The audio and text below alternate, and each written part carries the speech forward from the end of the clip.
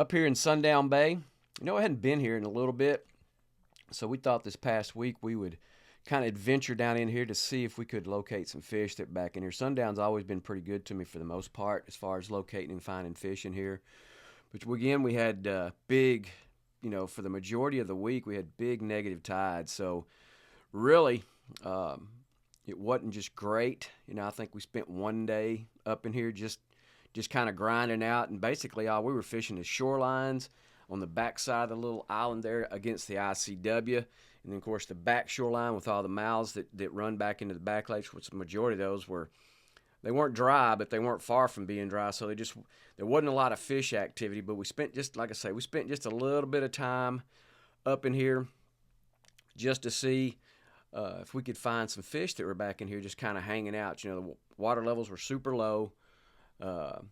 Winds this past week, early part of the week, and of course it tapered down as we got later into the week, but the first half of the week was pretty tough as far as from the wind direction goes, just blowing real hard. And a couple of days it was blowing really hard, so we just kind of try to avoid open areas as much as we possibly could, unless we just try to run to an area to stay protected to fish it. But anyway, here, like I said, we found a little bit of fish that were back in here. There wasn't just a tremendous amount of them, and primarily due to the fact that there was, the water levels had dropped really out. But we found a few trout, found a couple of redfish. It wasn't great numbers by any means. So we kind of hung out by the ICW off there on that edge out there, and that's where we located some fish. Is we just kind of worked down that bar edge that's out there and throwing off to the ICW side of it, and just to see, if those fish were kind of hanging off that. So it took a little bit. We spent a little time working up and down the shoreline. I think as we got closer toward the northern end of Sundown, back up in here, that's where we kind of found some fish that were kind of hanging off in that area. And then once we kind of worked that, then we just slid across over here to Heir's Island and Rattlesnake Island. We went back here through the cut, and we fished this little edge on either side of it. You got a lot of shell on that right-hand side. So if you ever come through this cut and you've never been through it, always stay to the left. Because if you go to the right, you're going to put yourself in a little jeopardy, because there's a ton of shell that's on that side of it, which bodes well when there's the right amount of water in there, you can fish it. But we just, kind of worked out here on the outer edge this way, and then, of course, back down Rattlesnake, we worked off this side here. We were probably about 60, 70 yards off that shoreline, so we could work deep enough water, and primarily we were staying in need of thigh-deep water in that area. So that being said, as we worked up and down there, just locating the grass beds and just kind of picking around that, we found a few more trout that were kind of hanging in this area here as well. Main thing is we were trying to stay protected as much as we could, but a lot of this was kind of dirtied up. So, our color selection and profile size, since we were on the back side of that big moon, transitioning toward a new moon this upcoming week, I think we're probably still a few days out before we get into that new moon phase. So you have to kind of play the wild card game, and the wild card days is going to be in there, so you kind of have a little diversity of what kind of bites you're going to have from day to day. So always be prepared for that in your box. Different profiles, different sizes, different colors based on what your water clarity is. Again, our down south, we were throwing some watermelon red. Big Papa did pretty good for us. Bone Diamond did pretty good for us. Twisted Tea was okay, and those flavors. And then in the Mirror Lure Little John, it was that purple one that I was trying to think of last week. It's called the Truth. So if you've picked up some of those in the past week from the Mirror Lure Little Johns, we got them in both the Little John and the XL. That particular bait did pretty well for us as far as production goes. We caught a few fish on it. Again, throwing 16th ounce jig heads. We're not fishing but need a thigh deep water for the most part. Just picking the grass line edges. Didn't throw any knock and tail this past week. Did throw a little coastal brew. Did throw some pav lures in there. Sprinkled in a top water here or there. Maybe some double D as well. The main thing is when we were having those big heavy winds, just trying to get out of those areas and try to stay in some clean water. we did okay is once we got to that. Of course, the big blown out areas like that, we tried to avoid those as much as we possibly could. So it wasn't a tremendous production week wise, just because weather dictated a lot to us. Now we had better opportunities as we got into the weekend. Easter Sunday a little bit as well was pretty good. So that those are just some things that you just have to take in account for when we have this kind of springtime now.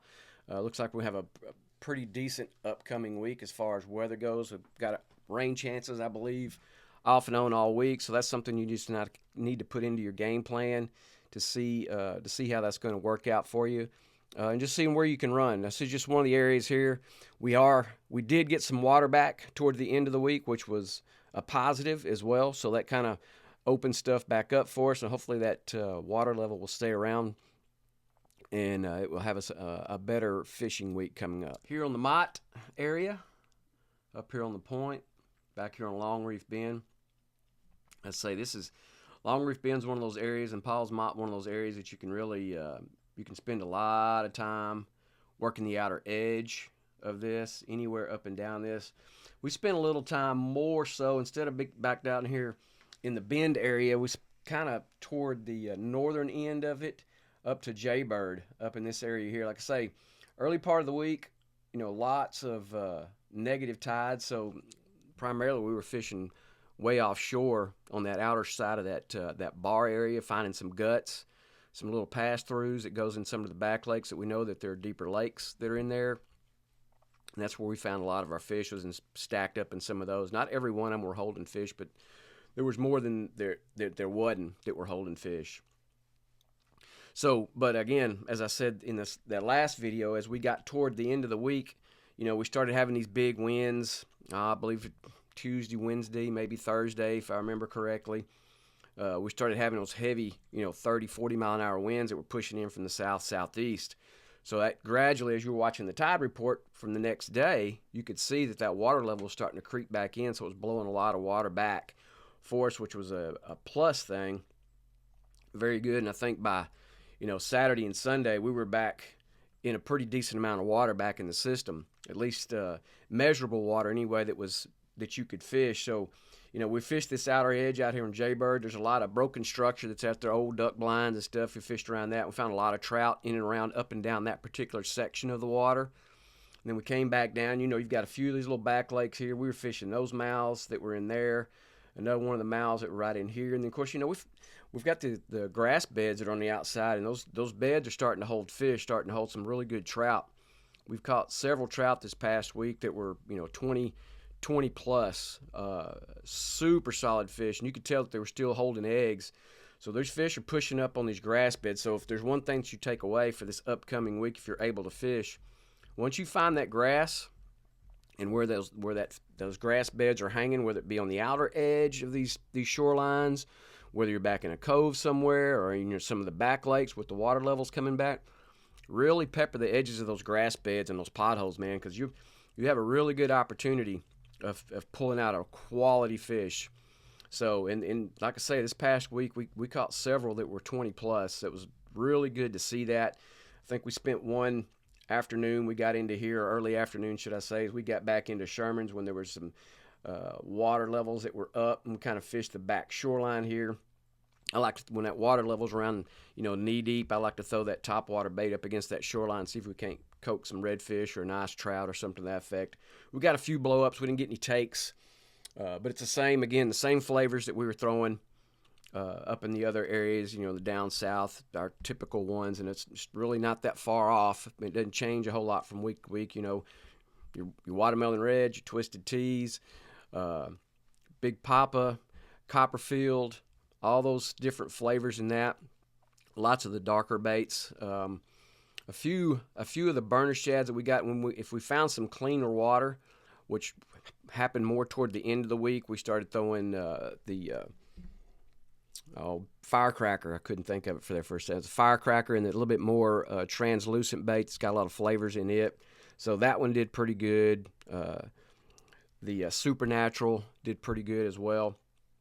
So just have some different size-wise size bait profile wise in your box this upcoming week, just to give yourself a little bit better advantage just as we transition toward that new moon. Here off of Port Bay at the end of Swan Lake, we spent a little bit of time on this outer edge out here into Swan, fishing these guts that cut back into the back lakes in these areas here, little cut throughs here. If you fished up in here, you know what I'm talking about. You know, I like to get on the back here off the grass line edge, its whole back shoreline. You know, there wasn't a lot of water toward the first half of the week. Of course, we got some protection from our big winds and stuff the past week, so we fished a little bit more toward the middle.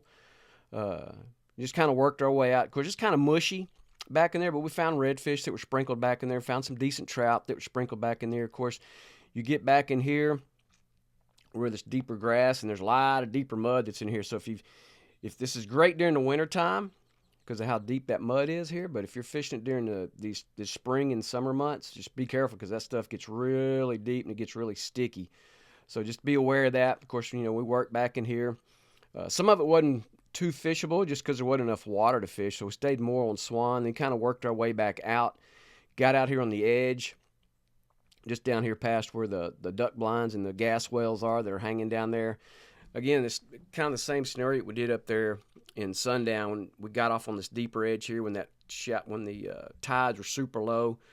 Fished the guts on this outer edge out here. We still threw our 16th ounce jig head. Probably should have switched to a 3/16 or maybe even a 1/4 ounce jig head, but I didn't do it.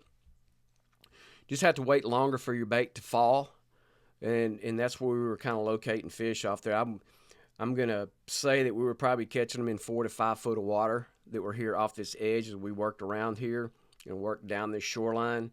I've done this a lot, whether it be in the summertime or whether it be in the wintertime, but it's also a great location too when that tides really drop out. You can get off on those edges like that and you can fish that deeper water.